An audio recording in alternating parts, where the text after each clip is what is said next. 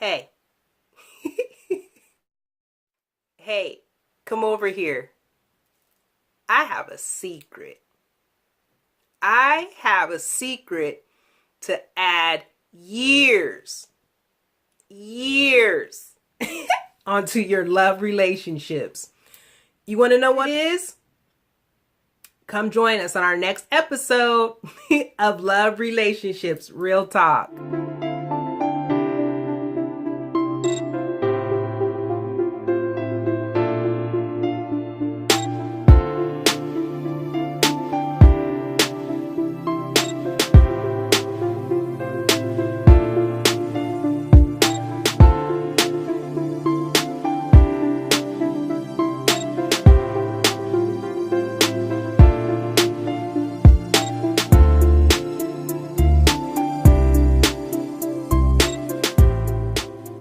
Okay, so I was just being a little silly there.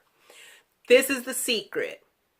So, in my last series about infidelity, I've been doing a lot of thinking and research about how to avoid falling into ruts and routines and boredom and comfort zones in our love relationships, all of which could lead us down the dreaded road to infidelity. So this is the secret. Don't do it. Get out of the rut. Do the unexpected for your love. Make a point of changing things up. Speak to your boredom with being and doing what's comfortable instead of doing what's challenging or different or adventurous in your relationship. Isn't it true? When you made the decision to live out the rest of your life with this person, didn't you intend to do it full out, to do it with reckless abandon, to live this life down to the last drop with this person? The Bonnie to your Clyde, the Clyde to your Bonnie, your ride or die? Didn't you make that commitment with one another? Didn't you have that as a secret underlying hope for the future that you were embarking on? I know you did. So why not go back to that intention? Why not do the things that you would normally be afraid to do? Do them together. You can do it because you got this one next to you along for the ride. So don't let yourself get bored in your relationships. And this is the reality. You get into routines. You're going to find yourself stuck inside of these habitual day in, day out routines. And then you're going to realize that you are bored in your life and in your love relationship. Talk about it. Be honest about it. And that will help you get to a place where you actually can take some action. So there aren't these big, grandiose, adventurous things that I'm going to suggest. I'm going to suggest small things that you can start doing today and consistently to give the good in your relationship a lot more weight than the bad. And this is what I mean by that. Isn't it true that whenever you come up against a really difficult decision about whether or not to maintain the relationship or not, you're weighing out the good and the bad? I know several times I've asked myself this question along the way in my relationship with Mark over the last 21 years. And I always come to the same conclusion. There are more good days than there are bad days. There's more laughter than there are tears. And there's more pride and feeling good about what we're doing together than there is boredom or dissatisfaction. So that's what I come to every single time. And I think that the things that I'm going to suggest today help us get to a point where the good outweighs the bad. And it becomes evident and clear to your partner when they're having those real moments to themselves and they're having those heart-to-heart conversations inside of their own minds and they're asking themselves that question, which is totally natural for people to do who've been in long-term relationships. When they ask themselves that question, these little things that you can do on a daily and consistent basis will make it abundantly clear to your partner when they give themselves that answer that they are winning by being with you. Now, I'm going to put these love relationship hacks in two distinct categories. The first category is things that you can do in public, and the second category is things that you do in private.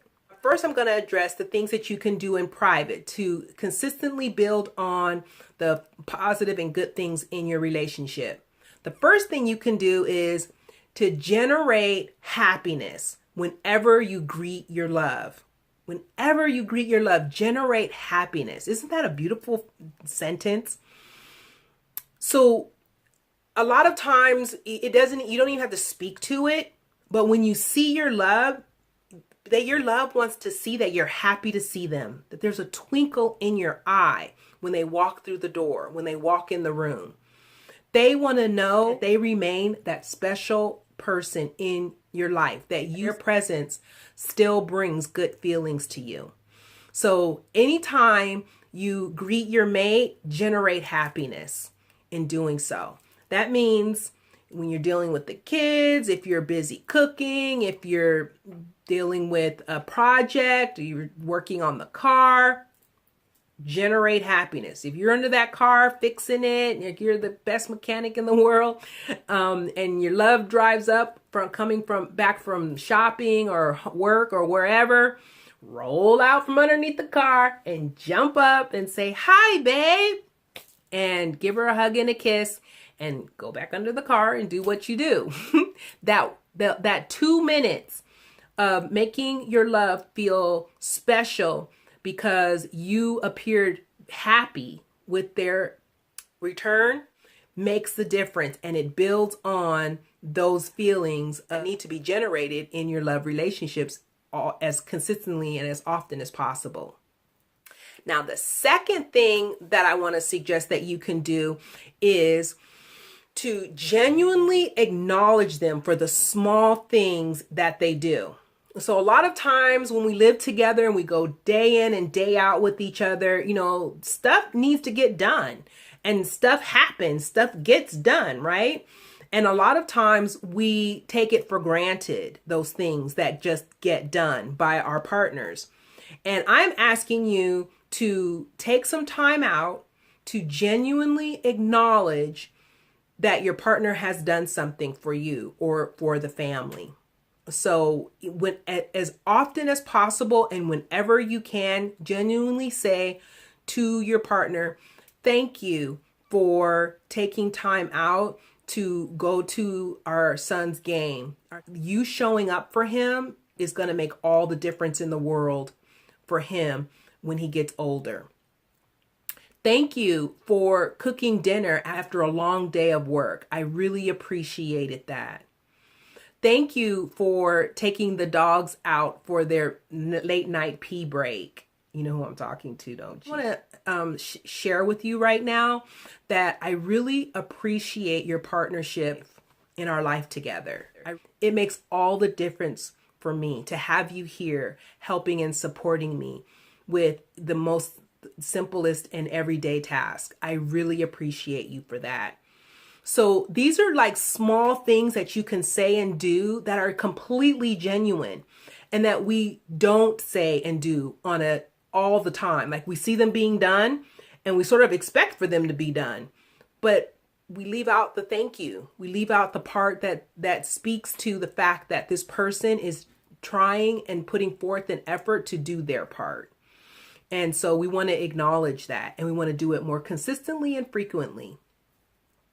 My third tip really is also connected to the second tip, which inside of showing them appreciation is being specific when you do it, when you do that. Being specific in ways that they add and support and give to your partnership. So that helps acknowledgement be more genuine. And we all can come up with something that our partner does. Even if you're in a really, really bad patch in your relationship, you can come up with at least one thing that you can appreciate about them. And and it be genuine and authentic. Now, the fourth suggestion that I have in that you can do to help build on your relationship is to connect with your partner spiritually. Connect with them in an intimate way that no one else can. So that might be sitting with them in quiet. It might be look like praying for them, having conversations with them about their fears, about their stresses in their lives, about the areas in which they feel inadequate. You can have those conversations, those intimate, hard conversations with your partner that no one else in the world can. And if you can think of one thing, one question that you can ask your partner, or one way that you can support your partner in who they are in the world, what they're struggling with, what they're dealing with in the world, if you can relate to one thing and have a conversation with your partner about that, you've just made a spiritual connection with them that no one else can. One area where this comes up a lot for me and Mark is around him being an African American male. And so that's an experience that he has that I can't have. Now, I have had experiences with racism, but I don't know what it is to be an African American male, which, even though I'm African American, it's a completely different situation for men. And so when he shares his frustrations, when he vents, sometimes in like laced profanity that makes me feel uncomfortable at times, I let him, because I'm his soft place to fall. I'm his confidant. I'm the person he can tell anything to. And so when I allow him to do that, I connect with him spiritually. And the last private thing that you can do with your love is to stop whatever you're doing and listen intently when they're talking to you. Stop whatever you're doing and listen intently when they're talking to you. Now, I'm going to say that you can't do this all the time and for every morsel that comes out of their mouth. You can't do it, right? And people need to multitask, okay? I'm the multitask queen. I can listen and do 5 things at the same time. Don't worry about it. I got you. That's me. But when I am conscious about this particular action, I stop what I'm doing and I turn and I give him my eye contact and let him know that I am listening intently to what he's saying. And then I engage in that conversation with him. So I don't do it all the time, but I think I do it enough where he has the experience with me that he's heard and that he's acknowledged. And that's how I want him to feel. So stop, listen to him or her intently. And if you are doing something in the moment and it's like you can't stop right now and you can't stop what you're doing right now, or you think that you can't stop what you're doing right now, you can always use the sentence starter. I want to hear everything that you're saying, and I want to engage with you in this conversation. Can you give me 5 minutes to finish doing this, and then we can have that conversation? Or can you hold on 1 second, babe? Let me finish doing this, and I'll be right, and I'll get right with you. Anything like that you can say in order to make sure that you're able to listen to your partner intently.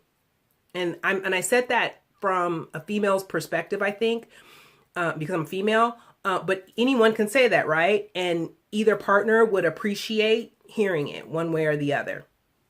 Now, this, I think, is particularly brilliant. The category of what you can do to add years onto your relationship with your love by doing these things in public.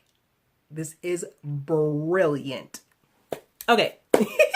My first suggestion is when you're out, and so I'm assuming that you're out with a group of people, a group of friends, family, whoever, be extra attentive to your love. Now, a lot of times when people go out and they're with a group, they break off, they have their separate conversations, they go talk to the women, they go talk to the men, go watch the game, go hang out, go, do guy girl stuff, right?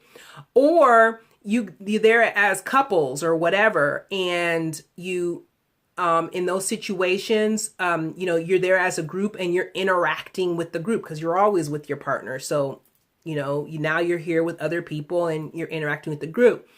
But what I want to challenge you to do is to enter those situations as a unit, as a couple.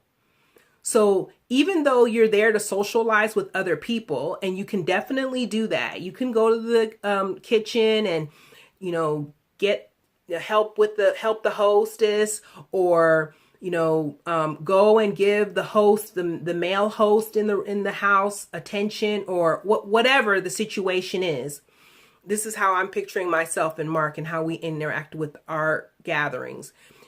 You go and do those things, but there are times, there are significant and frequent times where you pay special attention to your love and engage with each other as a couple, as a unit, and not just be there to socialize with everyone else and not show each other any attention.